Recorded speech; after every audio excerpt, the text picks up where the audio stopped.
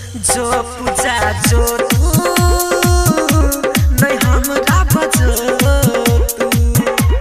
जो पूजा जो तू नहीं हमरा बजो क्या दिल तोरा देलही मुँह मोरा लेलही जो अब दोसर के घर बसो तू जो पूजा जो तू नहीं हमरा बजो डीजे मुकेश खट्टो का गान।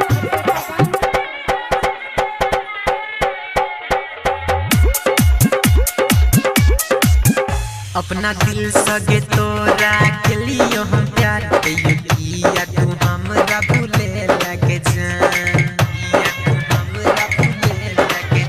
अपना दिल सगे तोरा के लिए हम प्यार किया तू हमरा भूले लगे जानो सा ज्यादा चाहलियो तोरा किया तू मोरा ले लगे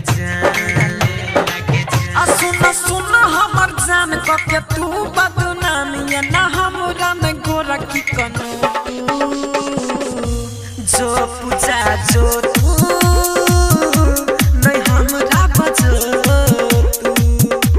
जो नेहा जो तू नहीं हमरा बजो तू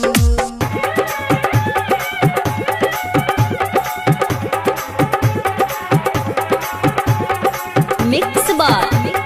डीजे मुकेश खट्टो का गान।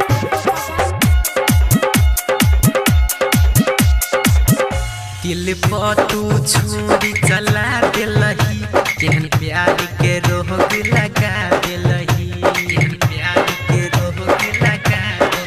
दिलही दिल पर तू छुरी चला दिलही केहन प्यार के रोग लगा दिलही नहीं जानै चली प्यार के मतलब